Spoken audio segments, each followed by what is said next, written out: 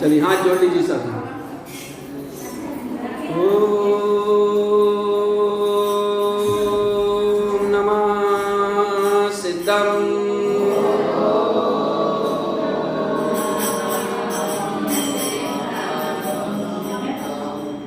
ओम नमः सिद्धम।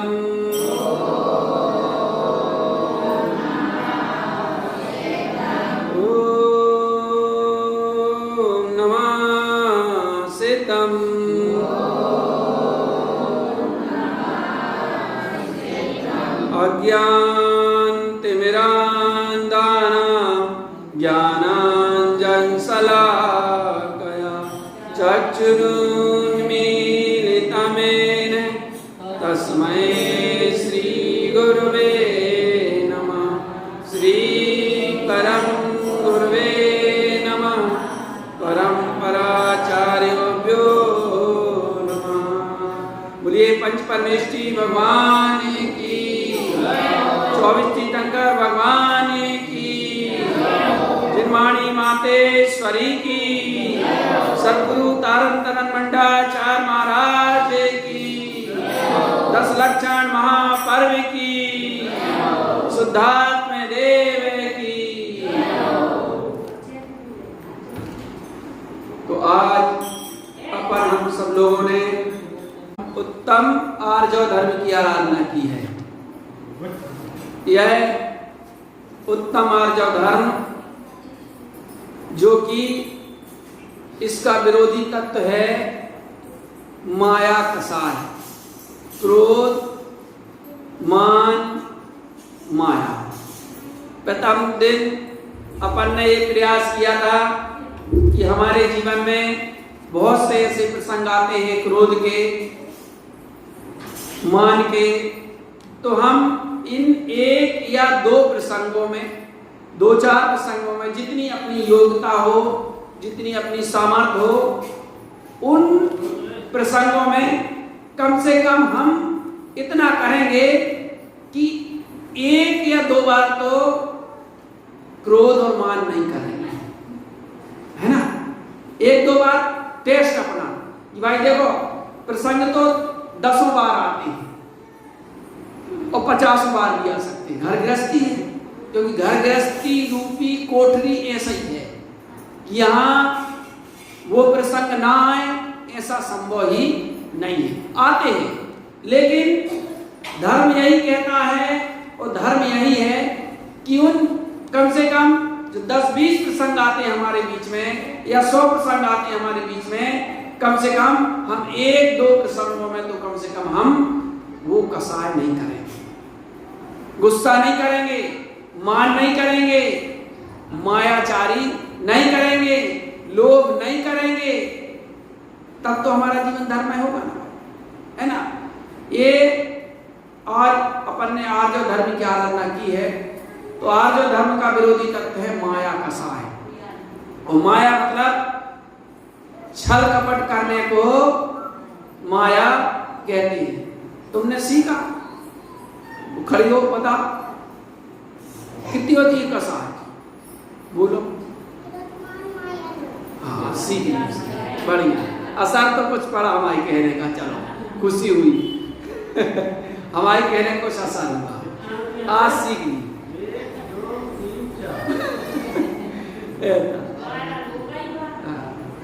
तो जे माया, माया मतलब छल कपट करने को माया कहते हैं। और माया को गूंगी कहा है। क्रोध अंधा होता है, मान बहरा होता है, माया गूंगी होती है, और लोभ नकटा होता है। नकटा मतलब क्या होता है? जिसकी नाक नहीं होती। नकटा मतलब नाक, भाई नकटा तो उसके जिसकी नाक कट जाती है वो नकटा। तो नकटा ये नाक शरीर की नाक है, लेकिन इज्जत की नाक है ना, सम्मान की लोग है ना, वो नाक जिनकी जीवन में कोई अपने मान सम्मान का कोई, जिन्हें कोई ख्याल ही नहीं है, वो नकटा कहते कि भाई कोई चीज गलती कर रहे, बार बार कह रहे, फिर भी नहीं मान रहे, वो फिर भी करते हैं, है ना। दूसरा टोक भी देता, दूसरा कह भी देता है, अब कितनी बार कहेगा, एक बार दो बार कह दिया, लेकिन अपन को खुद है ना भाई बेशरम हो गए, इतने बेशरम है, कहाँ तक करें हम, अब क्या किया जाए, क्योंकि बार बार कहने से भी थोड़ा अच्छा नहीं लगता, क्योंकि बार बार कहेंगे तो क्या होता है, फिर बार बार कहने से थोड़ा कसाई भी आ जाती है। अब कोई कहे कि भाई कसाय से क्या होता है, नहीं होता है, क्योंकि अगर हम कसाय कर रहे हैं और जो लोग हमसे जुड़े हैं, जो भी लोग भी जुड़े हैं, अगर मान लीजिए हम इतने सारे लोग बैठे हुए हैं, अब एक दूसरे से जुड़े हुए हैं, अगर एक कोई कसाय करेगा या कोई दुखी होगा तो उसकी कसाय में, उसके दुख में, उसके सुख में सब लोग इन्वॉल्व रहते हैं, है ना, क्योंकि संबंध है ना भाई अपने, ऐसा बात नहीं, जितने भी संबंध है। इसलिए अगर हम कसाय करेंगे तो हमारी कसाय करने से देखो अपना तो घाटा होता ही है और दूसरे लोग भी प्रभावित होते हैं।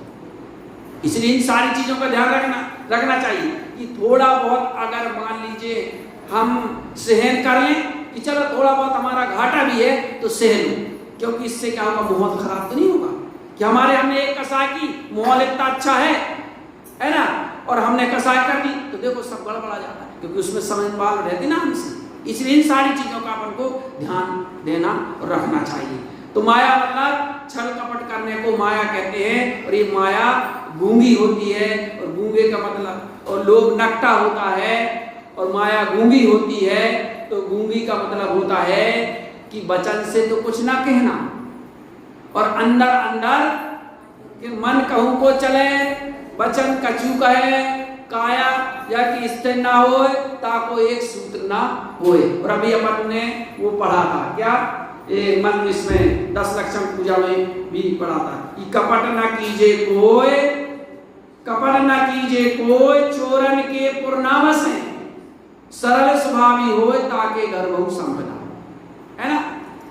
इसी में तो सब लिखा है, और क्या कि भैया कपट नहीं करना चाहिए, चोरन के पुरनावस है। देखो जो चोर होते हैं कपट से, छल कपट से किसी का धन हरण करते हैं, खूब धन कमाते हैं, तो कभी चोरों के नगर और कभी मंदिर या कोई कॉलोनी बसी देखी हो आपने, देखा कभी आपने कितना तो कमाते हैं, देखा है, नहीं होते भाई। कपट ना कीजिए क्यों, चोरन के पुरनावस है, नहीं होते। इसलिए भाई कपट नहीं करना चाहिए कि हम मन से तो कछु कह रहे हैं, सोच रहे हैं, वचन से कुछ और कह रहे हैं और काया से कुछ और कर रहे हैं, ये कहलाता है छल कपट, है ना। तो बहुत टेढ़ी बात है, बहुत टेढ़ी बात है। लेकिन जब तक टेढ़े रहेंगे तब तक जीवन में सीधापन नहीं आ सकता, धर्म नहीं आ सकता। सीधे पर बाहर हो क्या, सीधे पर बहुत बाहर हो, बाहर बहुत सीधे ऊपर तो बहुत गलत है। चलो ठीक है, चलो अभी अपन पे आ जाते हैं। देखो तो टेढ़ेपन से काम नहीं बनता, इसलिए सीधे होना चाहिए। क्योंकि सर्प होता है ना, तो सर्प होता है तो बाहर में कितना टेढ़ा मेढ़ा चलता है, लेकिन जब बिल में उसको प्रवेश करना होता है तो सीधा होना पड़ता है। बिल में उसको प्रवेश करना पड़ेगा तो उसको सीधा होना पड़ेगा, तभी वो बिल पे प्रवेश कर पाएगा। ऐसी बात है कि अगर हमें धर्म की व्याप्ति अपने जीवन में करना है ना, तो हमें सरल होना पड़ेगा। अपन कह तो दे कि हाँ होना पड़ेगा भैया, हम तो सरल हैं, अपने आप को कौन कहता कि नहीं हम सरल नहीं, लेकिन कभी अपने अंदर में खोजना चाहिए, अपन को विचार करना चाहिए कि भाई, क्योंकि अपनी गलती, जिनको अपनी गलती स्वयं को दिखती है, वह वास्तव में अपने जीवन को ऊंचा उठा सकता है। ऐसे होते हैं, वो एक दिन बताई थी ना कि जीवन के 3 सीक्रेट होते हैं। एक सीक्रेट तो वो है कि हम में कुछ गलती है या हम में कुछ कमी है, तो हमारी कमी हम जानते हैं और हमारी कमी को दूसरा भी जानता है। एक वो है जानता वो है, और दूसरा सीक्रेट ये है कि हम में कमी है, खोट है, तो हम जानते हैं लेकिन दूसरा नहीं जानता, दूसरा नहीं जानता। और तीसरा सीक्रेट एक और है, वो ये है कि हम अपनी कमी खुद नहीं जानते, हमारी कमी को दूसरा जानता है। ये सबसे डेंजर होता है। इसलिए होता है कि हम अपनी कमी जानते हैं, हम अपनी कमी नहीं जानते, दूसरा जानता है। कैसी कमी? बहुत सी कमियां अपने में होती हैं, आदतें होती हैं, अपन नहीं जानते, क्योंकि अपनी गलती अपन को स्वयं को नहीं दिखती, और जिनको दिखती है वो ज्ञानी होते हैं, वो अपना मार्ग और अपना हित कर लेते हैं। इसलिए दूसरा जो हमारी गलती को जान रहा है, वह गलती जान लेना कि अगर मान लीजिए कोई हमको टोक रहा है, कोई हमको कह रहा है, तो कोई ऐसा तो नहीं है कि भाई ये हमारे दुश्मन आए। दुश्मन की एक अलग बात है। अगर मान लीजिए कोई हमारा अपना कोई हमें कह रहा है कुछ, तो कुछ है इसलिए तो कह रहा है ना, तो मानना चाहिए, लेकिन नहीं मानते। ऐसे हैं लोग बहुत से, कुछ कहा जाए, बार बार भी कहा जाए, नहीं मानते और कहते नहीं हम तो बहुत अच्छे हैं। ऐसे बहुत से लोग होते हैं, हमने देखा कि हम तो बहुत अच्छे हैं, यानी यही क्या किसी को कहते हैं बेशरम, है ना। ईमान लोग कैसा होता है, नकटा होता है, मतलब बेशरम होता है कि बार बार कहते हैं फिर भी लोग नहीं अपनी गलती सुधारते। इससे क्या, इससे किसी दूसरे का नहीं, इससे अपना हित है। गलतियां होती हैं, दोष होते हैं, दोष कभी छोटे नहीं होते, ध्यान रखना, दोष तो दोष होता है। इसलिए अपनी गलती को सुधारने का प्रयास करना चाहिए, क्योंकि इससे अपना जीवन अच्छा बनता है। ऐसा नहीं अपनी गलती अपन स्वयं देखा, तो अपनी गलती अपन को स्वयं देखने का प्रयास करना चाहिए। अगर देखेंगे तो दिखेगी, और देखेंगे नहीं तो कैसे दिखेगी। इसलिए भाई देखो, सामायिक करते हैं ना, सामायिक करते हैं तो सामायिक की 4 मूल चीज है ना। प्रायश्चित, प्रायश्चित, प्रत्याख्यान है, आलोचना है, प्रतिक्रमण है। ये 4 चीजें हैं समाज के लिए कि गलती मनुष्य से होती है, कोई बात नहीं, लेकिन उस गलती हो, गलती को गलती ना माने। जी क्या है, वह गलती को गलती मानेगा, वो प्रायश्चित करेगा। भाई भूल मनुष्य होगी, कोई बात नहीं, लेकिन कम से कम उस भूल का अब दोबारा ना हो। प्रायश्चित का मतलब है कि दोबारा नहीं हो। एक दिन हमने बताया कि वो एक राजा था, वो राजा एक दिन उसकी इच्छा हुई कि मुझे अपने राज्य का थोड़ा निरीक्षण करना है, तो वो निरीक्षण के लिए गया। तो सब जगह उसने निरीक्षण किया, और एक कोई बहुत बड़ा जंगल था, तो वहां गया। देखूं तो जंगल को देखूं मैं, जंगल की भी सुंदरता देखूं। गर्मी का समय था, तो वो गया, जाता है, और वहां पर घनघोर जंगल था, उसको गर्मी भी थी, उसको बड़ी जोर से प्यास लगती है। अब क्या किया जाए, प्यास उसको लगी, तो उसने अपने जो सारथी था उससे कहा, भैया देखो जरा आसपास कहीं पानी हो तो, लेकिन कहीं आसपास पानी दिखा नहीं। अब तो उसको लगा, क्योंकि बहुत दूर आ गया था वो, अब तो उसको लगा कि अब तो प्राण बचने मुश्किल है, क्योंकि प्यास इतनी जोर से लगी हुई है और पानी कहीं आसपास है नहीं है। अब क्या किया जाए, और यहाँ से राज्य की दूरी बहुत है, आसपास कोई गांव भी नहीं है, क्या किया जाए। आखिर में राजा बड़ा निराश होकर के और थोड़ा आगे जाकर के थोड़ा आगे बढ़ता है कि इसको कोई एक बहुत बड़ा बरगद का पेड़ दिखता है। बहुत बड़ा बरगद के पेड़ देखो कितने बड़े बड़े होते हैं। तो वहां गया और वहां बड़ी ठंडक सी थी, वहां टिक करके जाकर के छाया में थोड़ी ठंडक थी, और बैठने ही वाला था कि सामने एक कोई डगाल से पानी गिरते हुए दिखा उसको, उस राजा को डगाल से पानी गिरते हुए दिखता है। तो वो जैसे ही देखता है उसको बड़ी शांति मिलती है, अरे चलो अब मेरी प्यास बुझ जाएगी। क्योंकि कोई चीज हमें मान लो प्यास लगी है और पानी दिख ही जाए और उम्मीद पता चल जाए कि यहाँ पानी है, तो थोड़ा सा बहुत कुछ राहत मिल जाती है, उसको बड़ी राहत मिली कि चलो अब पानी मिल जाए, चलो थोड़ा थोड़ा गिर रहा है लेकिन मिल जाएगी। सो वो गया, तो उसने उसी पेड़ के, बरगद के पेड़ के पत्ते तोड़े और दोने बनाए, और उस गिरती हुई बूंदों के नीचे उस दोने को रख दिया। धीरे धीरे करके वो दोना भर गया, दोना भर गया, और उसने वो दोना, पानी का दोना उठा करके और पीने को किया। उसने जैसे पीने को किया, कोई एक तोता आया और झपट से उसके दोने को, पानी को गिरा दिया, गिर गया। इतनी मेहनत से भरा था, अरे बूंद बूंद करके गिरता था, उससे भरा। कितनी देर बाद भरा होगा बता, भरा उसने अरे बोले पक्षी है, कोई बात नहीं, बुद्धि नहीं है, हो गया। फिर उसने दूसरा दोना रखा, बड़ी मुश्किल से भरा, और जैसे ही पीने वाला था फिर वो तोता आया और फिर गिरा दिया। और ये अब तो उसको बताओ, एक बार दो बार हो गया, एक बार हो गया, दो बार हो गया, अब तो गजब हो गया। चलो कोई बात नहीं, थोड़ा धीरज रख लिया, धीरज रखना चाहिए भाई, धीरज होना चाहिए अपने जीवन में।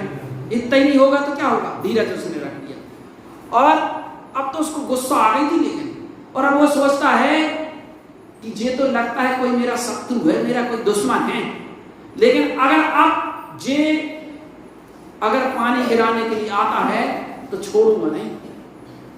सो फिर भरा उसने पानी, और जैसे ही पीने को किया फिर वहां से वो आ ही रहा था गिराने के लिए, वो तोता पानी कि उसने देख लिया कि आ रहा है पानी गिराने के लिए, तो पानी तो गिर गया। उसने कूड़ा उठाया, घोड़े को मारने वाला कूड़ा था, कूड़ा उठाया, उस तोते को मारा उसने। इतनी सी जान उसकी तोते की, कितनी जान, झटपटा करके नीचे गिर गया। वो तोता नीचे झटपटा रहा है, लेकिन झटपटाते हुए भी वो उसकी दृष्टि राजा के ऊपर थी। क्योंकि इसलिए थी क्योंकि राजा जिसको पानी समझ रहा था वो पानी नहीं थी, वो तो अजगर सर्प ऊपर डला हुआ था। उस सर्प के मुख से वो विष के रूप में पानी जिसको समझ रहा था विष निकल रहा था, उस डगाल के माध्यम से वो पानी नीचे आ रहा था और वो गिर रहा था। तोता उस राजा को बचाना चाहता था। क्यों बचाना चाहता था? क्योंकि उसने उपदेश सुना था किसी संत का, क्योंकि वो सैनी था। सैनी जो जीव होते हैं वे भी उपदेश आदि सुन सकते हैं, जानते हैं, समझते हैं। देखो अपन तिरंचों को, गाय भैंसों को देखो आप, अगर कोई उसका नाम रख दिया, उसको नाम से अगर बुलाते हैं तो वो आ जाते कि हम चुराएगा, जाल बिछाएगा, जाल में फंसना, वो अलग बात है ना। तो वो जानते हैं, वो भी जानते हैं, लेकिन देखो उतना विकास नहीं होता, उतना लेकिन जानते हैं कि ये हमारा मालिक है। उतना विकास नहीं है कि जितना अपन लोग चतुर हैं, जितने अपन लोग अज्ञानी नहीं होता, जितने अपन लोग चतुर होते उतने नहीं होते, लेकिन वो भी कुछ चतुराई होती है। इतना विवेक नहीं होता उनको, लेकिन होता है ना। कहने का मतलब होता और ये सांप या सैनी कहा थी ना है, कोई कोई तोता और कोई सांप। हाँ। सारे तोता और सारे सांप असैनी नहीं होते। हाँ। कोई कोई तोता और कोई सांप, हाँ। पानी वाला सांप असैनी होता है, और कोई पानी वाला सांप, पनिया सांप जिसको कहते हैं, वो असैनी होता है। और कोई कोई तोता असैनी होता है। गोय आदि को भी आया और देखे कि गोय आदि को भी असैनी होती है, बाकी सब सैनी होती है। सब तोता, अधिकांशता सैनी होते जो धर्म उपदेश आदि ग्रहण कर सकते हैं वो। तो उसने भी सुना था संत के कि भाई कोई हमसे बड़ा हो, है ना, हमसे कोई बड़ा हो, जिससे जैसे अकलंक और निकलंक थे, तो निकलंक ने अपनी जान दे दी थी, इसलिए कि भैया से ज्यादा प्रवान होगी, क्योंकि उनको एक बार में ही याद हो जाता है। तो वही अपने से बड़ा हो तो उनको अपने प्राण दे करके भी उसकी जान बचाना, ऐसा उसने सुना था। और भाई उसने सोचा ये तो राजा है, ये तो राजा है, ये तो पूरे राज्य को संभालता है, अगर इसके प्राण चले गए तो क्या होगा। देखो अपने प्राण दे करके भी राजा के प्राण बचाए, इसलिए बचाए कि अगर, और देखता रहा अंत तक, मारा उसने, लेकिन फिर भी अंत तक देखा उसने, राजा को पी तो नहीं रहा, कहीं गिर गया था पानी। तो फिर राजा ने सोचा कब तक भरूंगा मैं दोना, चलो जहां से पानी आ रहा वहीं पे ज्यादा भले हो सकता है, वहां ज्यादा पानी हो। जैसे उसने नजर दौड़ाई, सारा दृश्य उसको दिख गया।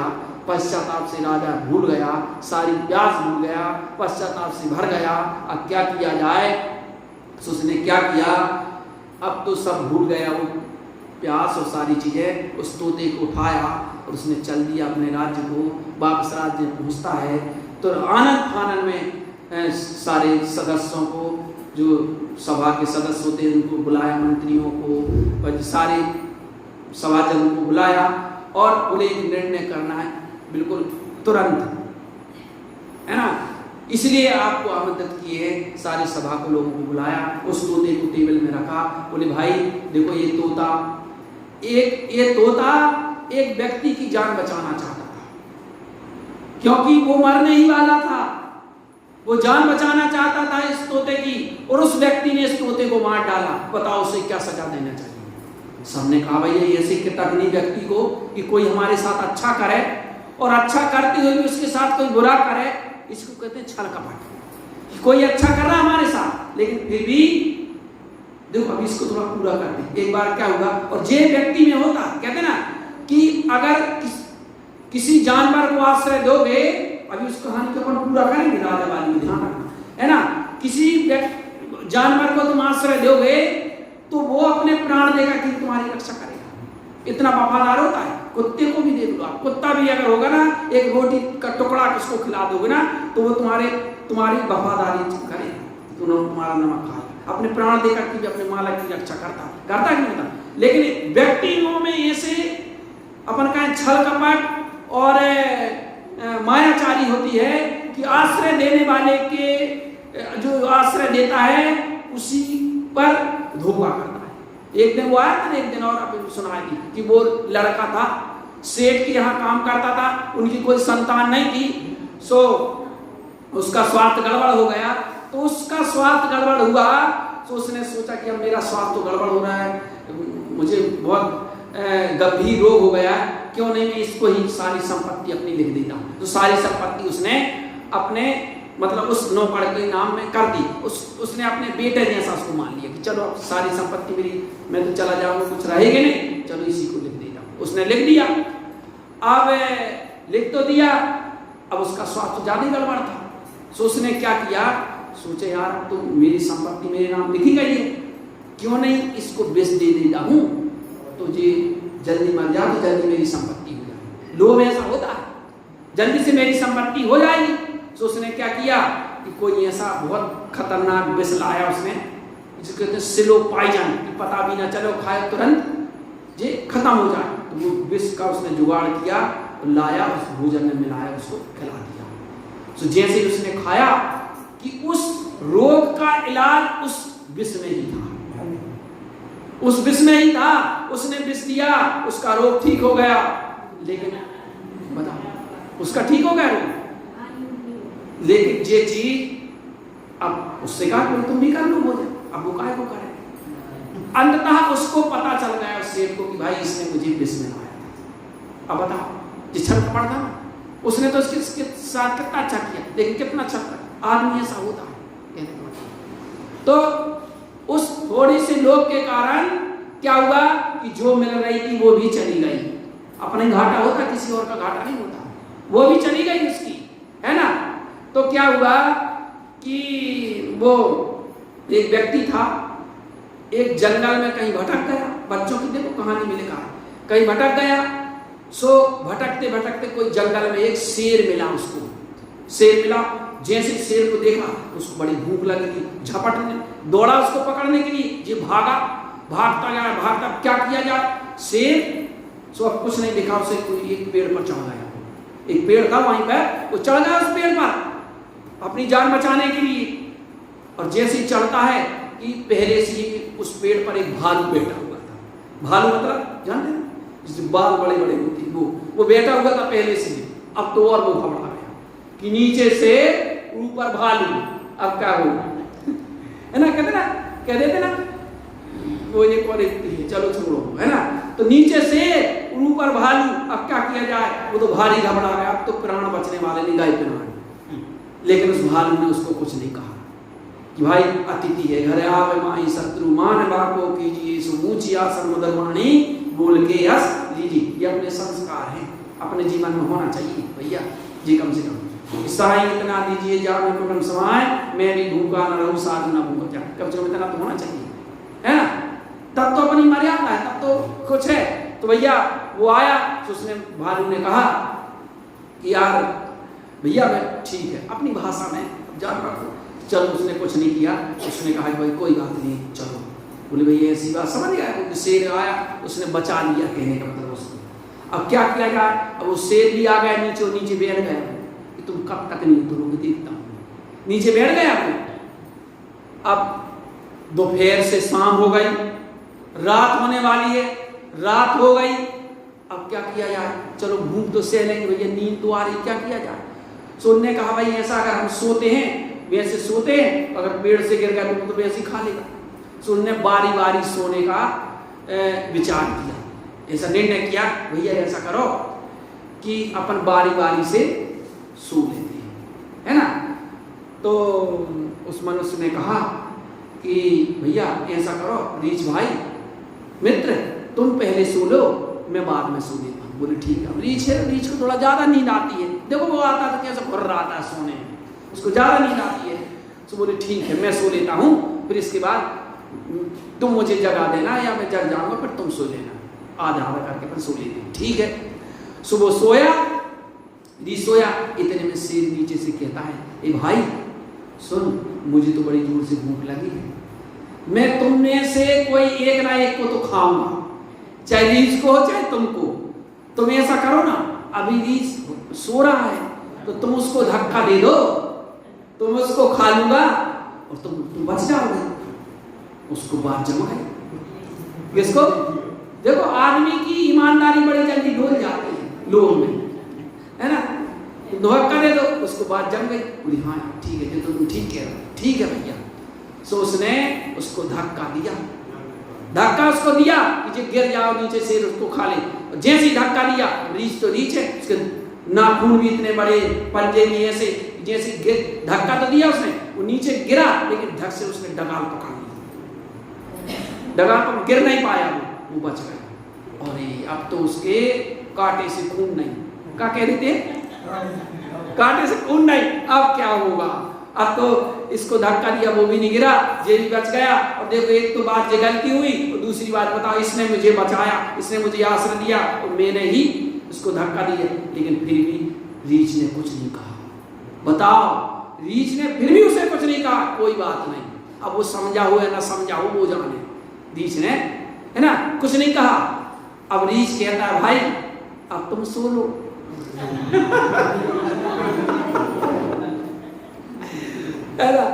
तुम सो लो। अब वो कहा ठीक है।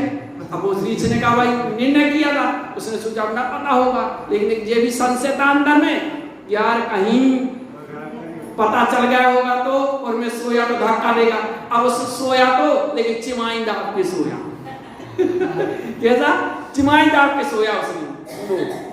तो उसने जो है सो तो गया। अब फिर जब वो सो गया ऐसे लगने लगा शेर को, तो अब रीछ से शेर कहता है, ए भाई सुन, देखो मुझे भूख लगी है, मैं एक ना एक को तो खाऊंगा, और देख जब तू सो रहा था ना तो मैंने इससे कहा था कि तू धक्का उसको दे दे तो मैं तुझे छोड़ दूंगा। देख तुझे उसने धक्का दिया था, तूने गिरने वाला था ना, उसने ही तुझे धक्का दिया। बोले अच्छा उसने दिया था? बोले कोई बात नहीं। बोले अब तुम दे दे धक्का उसको, तो मैं उसको खा लूंगा। बोले भैया ठीक है, उसने मुझे धक्का दिया था तो दिया था, कोई बात नहीं, लेकिन मैं उसको धक्का नहीं दूंगी। बोले क्यों? बोले इसलिए नहीं क्योंकि मैं मनुष्य थोड़ी ना हूं। क्या कहा था? मैं मनुष्य थोड़ी ना हूं। कितनी बड़ी चीज कही उसने कि मनुष्य नहीं हूं। भाई मैं जानवर हूं, लेकिन मैं धोखा नहीं दे सकता, क्योंकि ये मेरा अतिथि है, मैं इसलिए धोखा नहीं दे सकता। लेकिन इसीलिए कहा है कि देखो जानवर जो होते हैं ना, जानवर होते हैं, उनकी सबकी आकृतियां भिन्न भिन्न होती हैं। आकृति भिन्न भिन्न होती है, लेकिन प्रकृति सबकी एक सी रहती है। आकृति प्रकृति समझते ना? आकृति मतलब बनावट सबकी अलग अलग होती है जानवरों की। देखो किसी की सूंड निकली है, किसी के मुंह लंबे हैं, किसी के मुंह चपटे हैं, अलग अलग होती ना भाई। लेकिन मनुष्यों की आकृति एक सी होती है, होती नहीं एक सी, लेकिन प्रकृति अलग अलग होती है। प्रकृति अलग होती है, जानवरों की आकृति भिन्न भिन्न होती है, लेकिन प्रकृति एक सी होती है। मनुष्यों की आकृति एक सी होती है, लेकिन प्रकृति भिन्न भिन्न होती है। यही गड़बड़ है कि अगर आकृति मान लीजिए भिन्न भिन्न होए तो चल जाएगी। जैसे अष्टावक्र थे, वो कितने जगह से 8 अंगों से टेढ़े थे, कोई बात नहीं है। तो सभा में गए, हंसने लगे लोग, तो वो क्या कहते हैं, भाई कहाँ मैं आज चमार होंगी, सभा में आ गए। जिनको चाम दिखी वो चमार, वो नहीं, उनको नहीं कह रहे जाति से चमार जो है, किनको कह रहे हैं? जिनको चाम दिखती है वो चमार। चाम देख रहे, गुण नहीं देख रहे। गुण होना चाहिए भाई, ये बात है। गुणों से ही काम बनता है, हमें गुण होना चाहिए। तो वो राजा था, ये पूरा हो गया, वो राजा था, उसने कहा कि भाई बताओ, ये बचाना चाहता था और उसको उस व्यक्ति ने उसको मार दिया, बताओ उसको क्या सजा देना चाहिए। उसने कहा कि उसको तो फांसी की सजा देनी चाहिए। क्या देना चाहिए? फांसी की सजा देना चाहिए उसको। तो बोले ठीक कहा, फांसी की सजा देना चाहिए। बिल्कुल, राजा ने सबसे पक्का करवा लिया, डिसाइड करवा लिया कि भाई फांसी की सजा देनी चाहिए, ठीक है। और फिर उसने कहा राजा ने, भाई तो फांसी की सजा देना चाहिए, ये निर्णय हो गया है, तो वो व्यक्ति मैं ही हूं। अब सारी सभा के लोग सन्न हो गए, अरे आप और आपको फांसी? अरे बोले क्यों नहीं, न्याय तो सबके लिए एक सी होना चाहिए, क्या राजा और क्या प्रजा और क्या है ना, सबके लिए एक होना चाहिए ना राजा। वो व्यक्ति मैं ही हूं, मुझे फांसी की सजा देनी चाहिए। तो एक कोई बुजुर्ग मंत्री था, समझदार था, बूढ़ा था, जीवन का अनुभव था उसको। तो उसने कहा कि राजन, आपको फांसी की सजा नहीं दी जा सकती। बोले क्यों नहीं मंत्री जी, आपने ही निर्णय दिया है, आपने ही निर्णय किया है, क्यों नहीं दी जाएगी? बोले हुजूर इसलिए नहीं दी जाएगी क्योंकि गलती मनुष्य से ही होती है।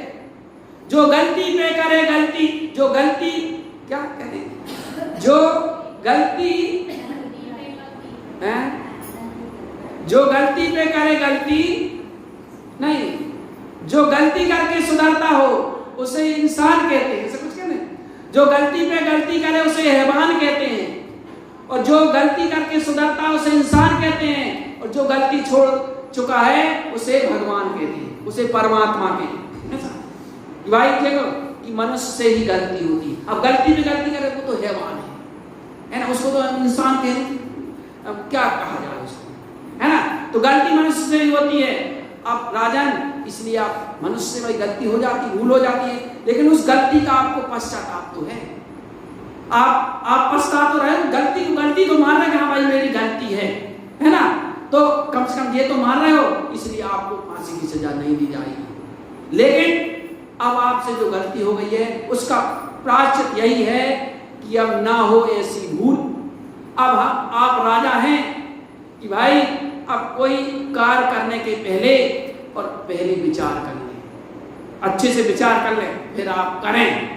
ये बस प्रायश्चित आपके लिए है, क्योंकि आप राजा हैं, आप प्रजा के रक्षक हैं, इसीलिए इतना विचार करना। तो देखो उसकी गलती क्षमा क्यों की गई, क्योंकि उस गलती का उसे प्रायश्चित था। ऐसे बात है भैया, गलतियां हमारे जीवन में दिन रात 24 घंटे में होती हैं, लेकिन गलतियां होती हैं। अब लेकिन गलती हो जाए कोई बात नहीं, लेकिन उस गलती को हम सुधारें ही ना, तो बताओ गलती पे करे गलती को तो हैवान कहते हैं, है ना जी। इसलिए सरलता का नाम ही धर्म है। जीवन में अगर सरलता होगी तो हमारे जीवन में धर्म। सरलता के मायने क्या है? सरलता के मायने ये है कि भैया हमारे जीवन में कुटिलता नहीं हो, ये हमारे जीवन में जो हम कहें वैसा करें, हमारा जीवन सादगीमय हो। हम नहीं तो क्या करते हैं, देखो एक सेठ ने समय करते हुए भी थोड़ा सा उसके मन में पानी की इच्छा जागृत हो गई, प्यास लगाई थी, तो देखो वो मायाचारी में आ गया था। जैन दर्शन कितना सूक्ष्म है, सुमर के मेंढक हुआ। विचार करने वाली बात है, इतनी सी मायाचारी समय करते हुए भी हो गई थी तो त्रियंच बना, और हम दिन रात कितनी मायाचारी उछल कपट नहीं करते, अपना क्या हुआ? विचार करने वाली बात है ना। फुल्ला दीदी भजन कहा करती थी पहले कि 10 के 20 करे है प्रभु जी मेरे, वो बहुत अच्छा लगता था हमको, अब पूरा में याद नहीं है ना। ये ओगण प्रभु जी मैंने ओगण बहुत करे है, 10 के 20 करे है, हाँ ते ऐसा। तो कहने का मतलब ये है कि भाई तो हम में ये सरलता का मतलब ये है ना, कि जो मन में हो। सो देखो बर्णी जी थे, गणेश प्रसाद जी बर्णी, समय हो गया बस में, बहुत ही सरल व्यक्ति थे। हमने जीवन परिचय उनका पढ़ा, आप पढ़ना उनकी जीवन गाथा, क्या जीवन गाथा थी भाई। वैष्णव समाज के थे, लेकिन वैष्णव समाज के होने वैष्णव संप्रदाय के थे बर्णी जी, गणेश प्रसाद जी बर्णी। उन्होंने चिरौंजा बाई थी, उन्होंने अपना बेटा उनको मान लिया था और उन्होंने धर्माता मान लिया, लेकिन जैन धर्म के प्रति अटल श्रद्धा थी, अटूट श्रद्धा थी। आज उनका नाम नहीं रहा। देखो जगह जगह पे विद्यालय खुलवाने का श्रेय अगर किसी को जाता था उन्हीं को जाता है ना। इतने विद्वान उनके द्वारा जो विद्यालय खुले, विद्वान तैयार, बड़े बड़े पन्ना लाल जी साहब और आदि कितने कितने हुए, है ना। तो बट इतने सरल थे, बहुत ही सरल थे, बहुत ही। एक बार क्या हुआ, है उनका एक मतलब बात कि वो उनके साथ रहती थी चिरंजीवी जी के पास। अब है तो बहुत सी चीजें। तो एक बार क्या हुआ कि उनको कुछ बाई पैसा दिया करती थी खर्चे के लिए पैसा दिया करती थी। तो एक बार क्या हुआ कि जे कहीं गए किसी कार्यक्रम में, सो वहाँ बोलियां बोल रही थी, तो इनको भी थोड़ा सा लगा है, वही आता है बोलियां बोलने में। सो इनने भी उस समय 500 रुपए का चंदा बोल दिया कि 500 रुपए मेरी तरफ से। अब क्या किया जाए, 500 रुपए बोला है, अब वो पैसे कहाँ से आए, क्योंकि बाई से मांगी तो बाई कहीं डांटे नहीं, जेल को भाई था, बाई कहीं डांटे नहीं। सो उन्होंने क्या किया कि जो पैसे मिलते थे उनको, वो पैसे जोड़ना शुरू कर दिए, क्योंकि वो बाई उनको पैसा किस लिए दिया करती थी, इसलिए दिया करती थी कि इसका जे खर्च करने का कुछ फल खा लिया करेगा, फल खा लिया करेगा। पहले फल ही लोग खाते थे, फल खा लिया करेगा। सो अब वो फल खाना बंद कर दिया, वो पैसे जोड़ना चालू कर दिए। कैसे जोड़ना कर दिए, पोस्ट ऑफिस था तो पोस्ट ऑफिस में वो पैसे जमा करना चालू कर दिए। धीरे से सब खाता खुलवा लिया, बही बनवा ली, पासबुक बनवा ली, सब कुछ बनवा लिया और जमा करना चालू कर दिया। 1 दिन 2 दिन 4 दिन महीना भर हो गया, देखते कुछ समझ में आता। और आप देखो जो कोई बात अगर छिपाते हैं तो कहते हैं ना, चोर के दाढ़ी में तेल निकल, ऐसा कह देते ना, पता चल जाता है, अपन को लगता है। तो भाई सोची क्या बात है, आज थोड़ा काटा सा चलता है, क्या बात है। सो उनने पता करने की प्रयास किया। तो ऐसे उनके गए, ऐसे पूछा कि भैया मेरा गले से फल खाता है ना, वो जो ठेला वाले को लगा दिया था। बोले भाई जी वो तो महीना भर से नहीं आए यहाँ कोई फल लेने, और वो तो आते हैं नहीं तो दूर से कहीं कट करके निकल जाते हैं, दूर से चले जाते हैं। भाई को समझ में आया क्या बात है। भाई ने पता किया, मन तक पता किया, सो उनको कोई पास में हाथ लग गई। उन्होंने देखा कि उसमें पैसे जमा है, तो वो आए। अब भाई तो बड़ी निश्चित थी, वो भी बड़ी निश्चित थी व्यवहार की। तो वो आए और उसे पटक दी सामने, जी देखो जी क्या है गणेश। बोले सब क्या करें, वो भी बड़े सरल थे, उन्होंने हाथ जोड़ लिया। बोले भाई ऐसी बात, सारी चीजें बता दी। बोले क्यों भैया, हमसे तुमने ऐसी मायाचारी कही करी, अगर तुम कहे आए तो हमसे बताना था ना तुमको, ये ऐसी हमसे गलती हो गई। जैसे बच्चे होते हैं कोई गलती कराते हैं तो बता क्या करते हैं, हो जाती माँ को पहले बता दे, क्योंकि सरल हृदय होता है तो बता दे। तो उन्हें सरल ने इसलिए बता दिया, उनने भी कह दिया, बात छिपाई नहीं कि चलो हो गया। उनने भी कह दिया और उनने भी बता दिया, है ना, ये कह दिया। वो ना सुनो, आज से तुम हमसे ऐसा व्यवहार मत करना, आज से जो कुछ हमारी संपत्ति है ना, आज से सब कुछ तुम्हारी उनके नाम कर दी, सारी संपत्ति उनके नाम कर दी, है ना। अब लोग बाई से शिकायत किया करते थे, चिरौंजा बाई से, कि ए भाई ये गणेश तुम्हारा बड़ा बुद्धू है। बोले क्यों है बुद्धू। बोले देखो बाजार में सब्जी लेने जाता है, सामान लेने जाता है ना, तो जो लोग जितना कहते हैं उतना पैसा देकर के आ जाता है, मूल भाव तक नहीं करता, इसको इतनी बुद्धि नहीं है। तो बोले भैया ठीक है, ठग के आ जाता है। बोले ठग के आ जाता है। बोले ठग के आता है ना, ठगता तो नहीं है किसी को। इसलिए कबीरदास जी ने कहा है, कबीरा आप ठगाइए और न ठगिए कोई, और आप ठगे सुख होत है और ठगे दुख। ठगता तो नहीं है खुशी की कि चलो ठग के आ जाता कोई बात नहीं है, लेकिन दूसरे को ठगता नहीं है। बड़ी सरल हृदय थी बढ़ने की, और बहुत उनके बहुत अच्छी उनका वो पुस्तक पूरी सारी चीजें लिखी हैं। कितने सरल हृदय थे वो, भारी करुणावान दयावान ऐसे थे वो, बड़े बैराग, इसीलिए तो आज उनको आज मानते हैं जी बात। तो भैया आज उत्तम आदर धर्म का दिन है, हमारे जीवन में भी ऐसी सरलता आना चाहिए। अभी तो इसमें जो पंक्ति लिखी है देखो कितनी वो है, समय लेकर हो गया है। ये कह रहे हैं भैया कपट नहीं कीजिए, कोई चोरर की पूर्णा बसे, सरल स्वभावी होए ताकि घर को संपदा। सरलता से भैया संपदा, वो संपदा तो ठीक है, अंतर की संपदा भी प्राप्त होती है सरलता से। धर्म के रूप की संपदा हमारे जीवन में प्राप्त होती है। वही उत्तम आदो नीति बकानी, ये नीति कहती है भैया कि सरल होना जीवन में बहुत ही लाभकारी है। रंचक दगा बहुत दुखदानी, और क्या दगा मायाचारी छल कपट एक बहुत ही दुखदाई है। मन में हो सो वचन चाहिए भाई। सरलता क्या है कि जो मन में हो सो वचन से कहो, जो वचन में हो सो तन से करो। इसका मतलब ये नहीं है कि जो मन में आए सो वचन से कर दो, और जो वचन में आए सो वो कर दो। मन में आए कि भैया इसको मारना है सो वचन से भी बुरी बात कहो और तन से भी कर दो सो गड़बड़ हो जाएगा। ऐसा नहीं, हमारे वचन इतने, हमारा मन इतना सरल होना चाहिए कि कभी किसी के प्रति दुर्भावना के, देश के भाव आना ही नहीं चाहिए, क्योंकि जो मन में होता है वो निश्चित रूप से क्रिया में भी प्रकट हो जाता है, होता ही होता है। ये नियम है।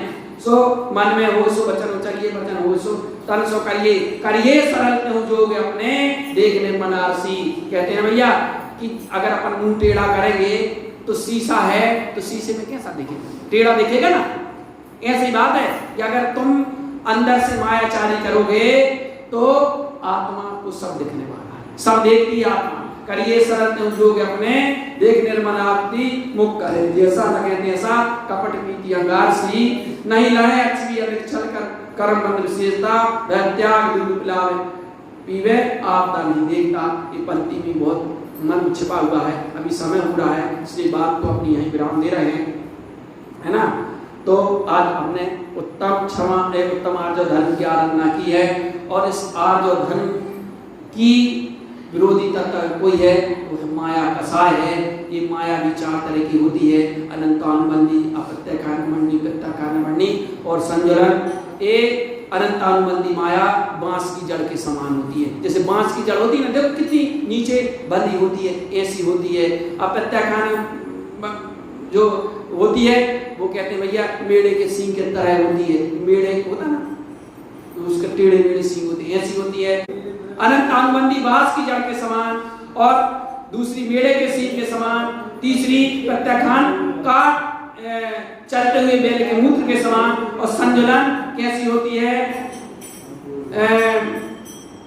छिलते हुए बांस की समान, छिलते हुए बांस के समान। अनंतानुबंधी माया होती है, कैसी होती है, बांस की जड़ के समान। अप्रत्याख्यानबंधी माया कैसी होती है, मेढ़े के सींग के समान। प्रत्याख्यानबंधी माया कैसी होती है, चलते हुए बैल मूत्र करता है उसके समान। और संज्वलन माया कैसी होती है, बांस की जो छीलते हैं ना बांस उसके समान होती है। इस प्रकार कैटेगरी आचार्य ने कही है कि अनंतानुबंधी माया, अप्रत्याख्यानबंधी माया, प्रत्याख्यानबंधी माया और संज्वलन माया। इस प्रकार इसलिए बताया भैया कि जितना हो सके अपने जीवन से हमें इस मायाचारी को त्याग करना है, सरलता को ग्रहण करना है। जब तक सरलता को हम ग्रहण नहीं करेंगे तब तक हमारे जीवन में धर्म का प्रवेश नहीं होगा, धर्म की प्राप्ति हमारे जीवन में नहीं हो। तो आप हम सभी के जीवन में धर्म की प्राप्ति हो, और हम भी उस अनंत आत्मा को, अनंत सुख को प्राप्त करें। इस मंगल भावना के साथ बोलिए श्री गुरु महाराज जी की। चलिए, तो जैसा कि यहाँ पर 3 प्रश्न पूछे जाते हैं, तो वो 3 प्रश्न, पहला प्रश्न हम आपसे पूछ रहे हैं, वो आपको जो सही जवाब देंगे उनको यहाँ जो है सम्मानित किया जाएगा। तो पहला प्रश्न ये है कि आज आर्यो धर्म है, तो उस आर्यो धर्म का विरोधी तत्व क्या है, और उससे किसे कह, उस विरोधी तत्व जो है आर्यो धर्म का किसे कहते हैं, उसे उसकी परिभाषा बताना है और उसके भेद बताना है। चलिए हाथ उठा ले, कौन बताएंगे, हाथ उठाओ।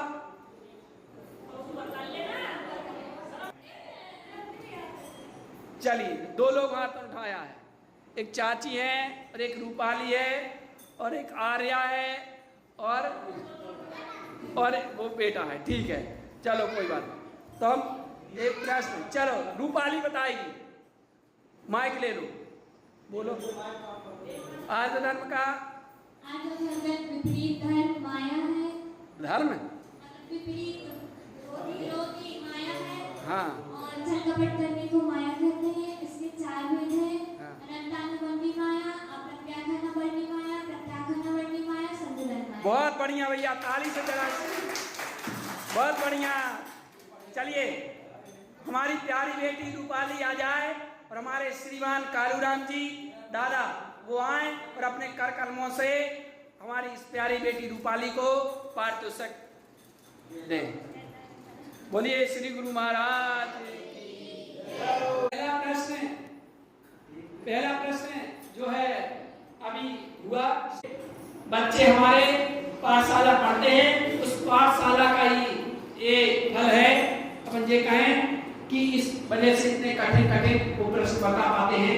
चलिए एक प्रश्न और है, और वो प्रश्न है, तो एक प्रश्न और ये है कि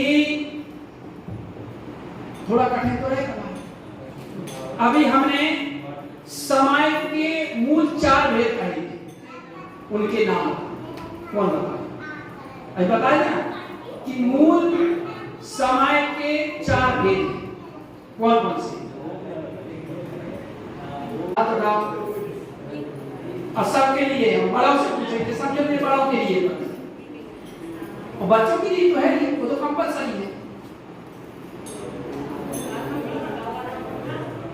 समय के 4 भेद कहे थे।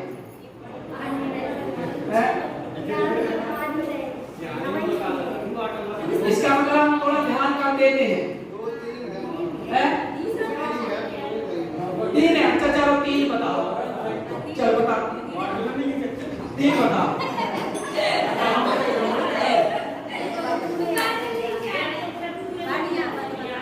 आलोचना, प्रायश्चित, आलोचना, प्रायश्चित, 2 तो सही है।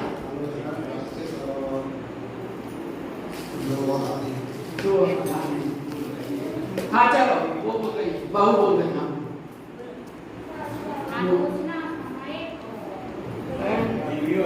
आलोचना हो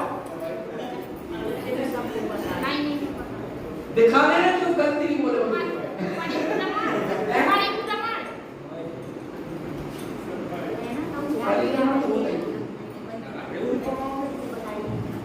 इसलिए थोड़ा भैया वचनों में भी स्वाध्याय में अपन को सामने होते हैं, लेकिन थोड़ा और गहराई से सामने चाहिए। चलो उसको और बदल लेते हैं। अब हम बता देते हैं, लेकिन प्रश्न बता देंगे, लेकिन हम बता देते हैं कि इसके 4 भेद हैं, मूल है ना। पहला प्रायश्चित, फिर प्रतिक्रमण, आलोचना और प्रत्याख्यान।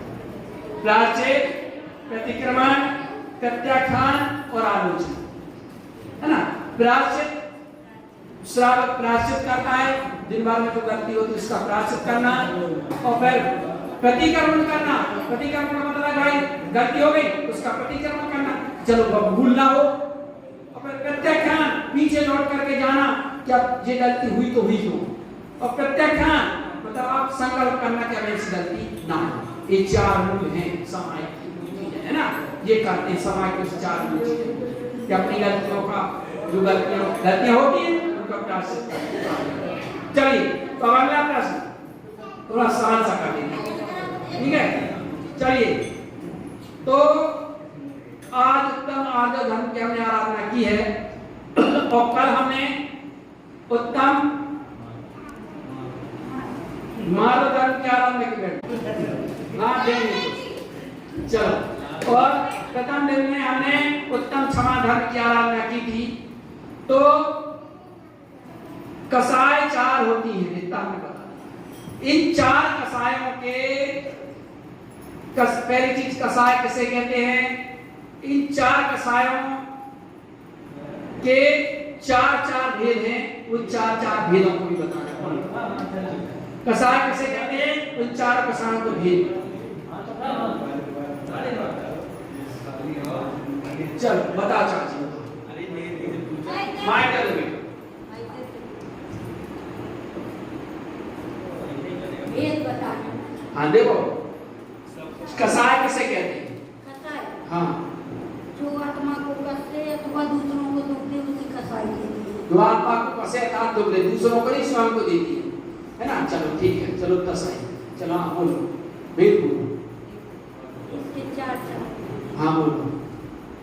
अनंतानुबंध क्रोध, हाँ अनंतानुबंधी मान, अनंतानुबंधी हाँ मान माया लोभ, हाँ ये चार हो गए। हाँ अनंतानुबंधी प्रत्याख्यान क्रोध, हाँ प्रत्याख्यान लोभ, क्रोध मान फिर माया लोभ, ये चार प्रत्याख्यान है, वो चार अप्रत्याख्यान, चार संग हो गए।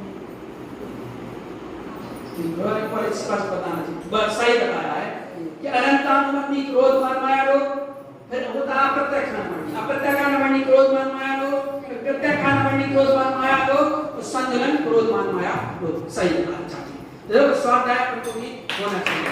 बहुत बढ़िया, बोलिए महाराज की। चलिए फिर हमारे पंडित श्री श्रेष्ठ कुमार जी बल्लू चाचा हमारे आ जाए और उनको पारितोषिक रहते हैं। तारणम जय तारणम वंदे श्री गुरु तारणम जय तारणम।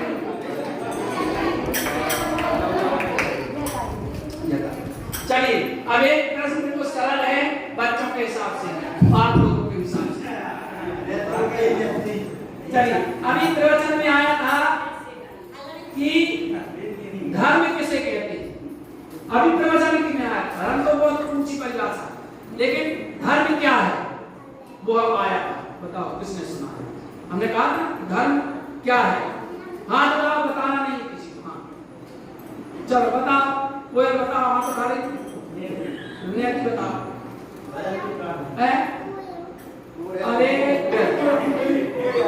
अरे अभी हम देंगे पर तो बाद में। चलो बैठ जाओ, अभी बताओ, कोई बताओगे? चलो कारण बताओगे, बोलो। हाँ थोड़ा ही थोड़ा बताओ, थोड़ा थोड़ा प्रभु का भजन करते हुए निकाल बोलो। प्रभु की आराधना करने का खिलाता है। और बोला ये तो सही तुमने बताया, बहुत अच्छी बात। ये कितना अच्छा शब्द तुमने बोला, प्रभु की आराधना करना था। और क्या समायन करने में भी पूरी मिलती नहीं, लेकिन हमने वो आया था धर्म किसे कहते हैं, धर्म क्या है वो कहा। चलो और कौन बताएगा? कितना सरल है भैया। अब तो कल से कोई एक जन प्रश्न प्रवचन से निकाल दिया वो प्रश्न पूछ लिया। कोई और जिसके एक बार पूछ लिया उसमें कोई और बताओ। नहीं है यार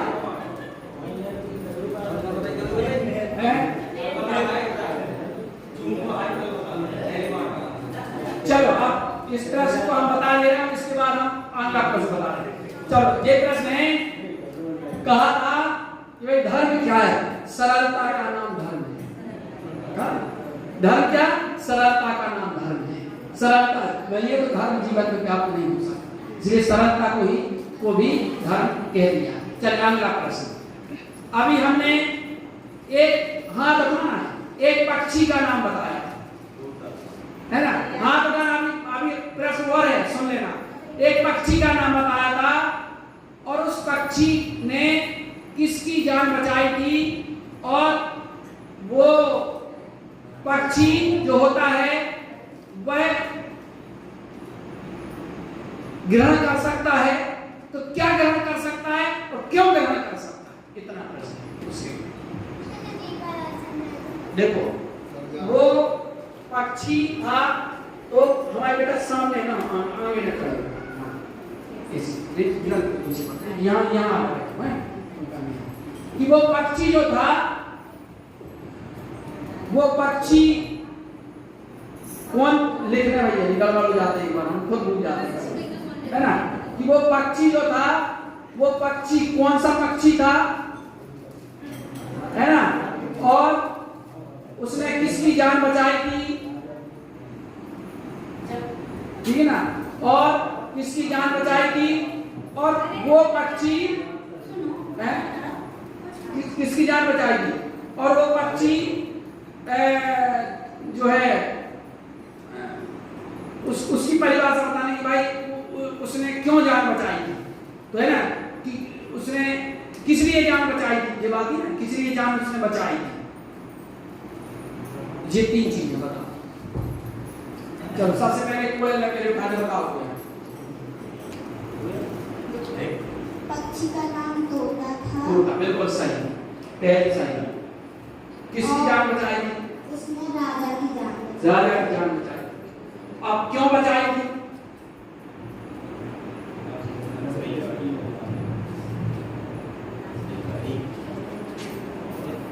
नैतिक तुम जब तक सीखोगे नहीं कुछ तुमको इनाम नहीं मिलेगा। तुमने कसार सीख ली लेकिन उसका इनाम मिलेगा तुमको। कसार ने कहा जिससे की तुमने कसार, उसका इनाम तो मिलेगा। अच्छा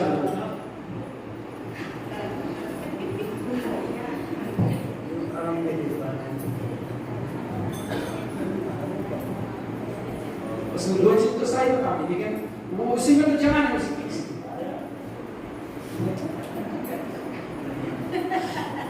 चलो और बच्चों को कौन हाथ उठाए ना हमारा मर गया। चलो हैं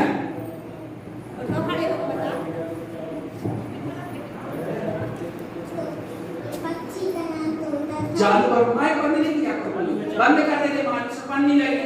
क्या होता है बंद करने से? पक्षी का नाम तोता था। हाँ तो तोते ने किसकी जान बचाई थी? राजा की। हाँ और तीसरा वाले को सत्य। और तीसरा देखा कि क्यों बचाई थी? भाई क्यों बचाई थी उसने जान? तब हमने हैं?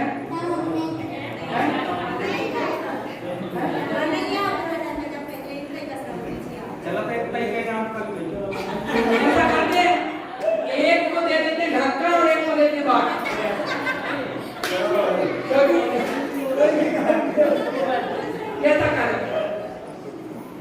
ऐसा कर देते दोनों को इनाम दिया जाएगा, ड्रा कर देते।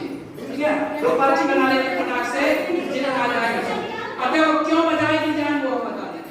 चलो क्यों बचाई थी तुम बताएगा, इनाम ना मिलेगा। बताओ महिमा बता रही है।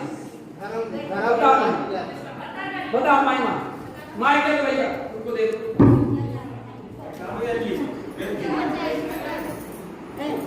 मिट्टू ने राजा की जान बचाई थी।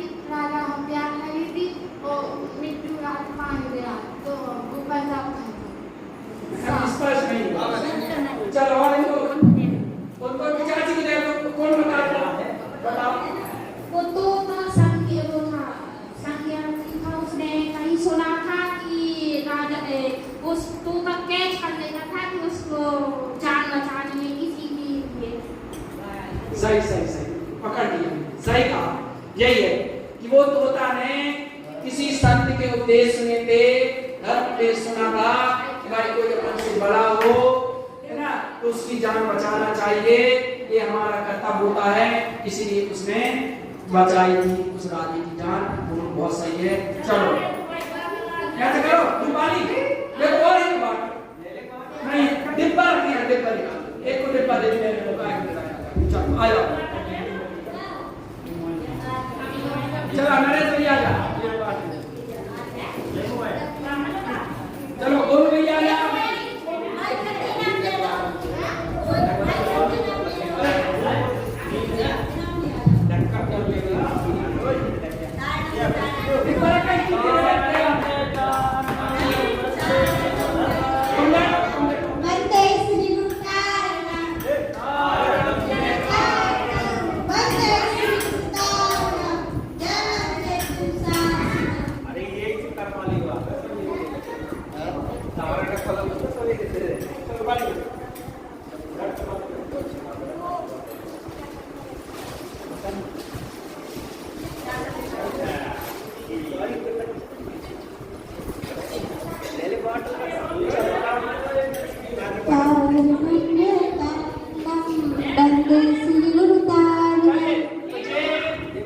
चिरंजीव अरहम जैन, मास्टर अरहम जैन, जो बहुत ही होशियार है और बढ़ चढ़ करके सारे कार्यक्रमों में भाग लेता है और मंदिर विधि, मंत्र जाप और बहुत चीजें तो इसको मुखाग्र याद है।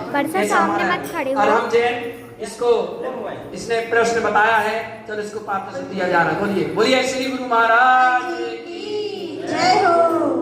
चलो और ये हमारी कोयल, इसको बड़ा उत्साह रहता है हर सारे कार्यक्रमों में शामिल होने का। बड़ी इसकी प्यारी आवाज है, मीठी आवाज है, ऐसी हमारी कोयल, इसको पार्टिसिपेट किया जा रहा है। बोलिए श्री गुरु महाराज की जय हो, जय तारक। चलो बोलो, सुनाओ।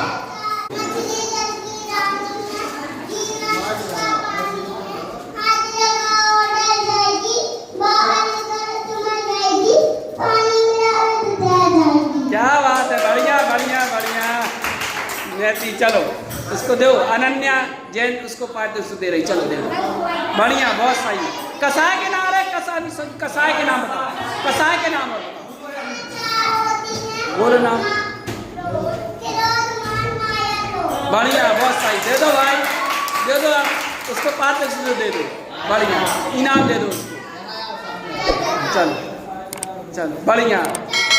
बोलिए श्री गुरु महाराज की।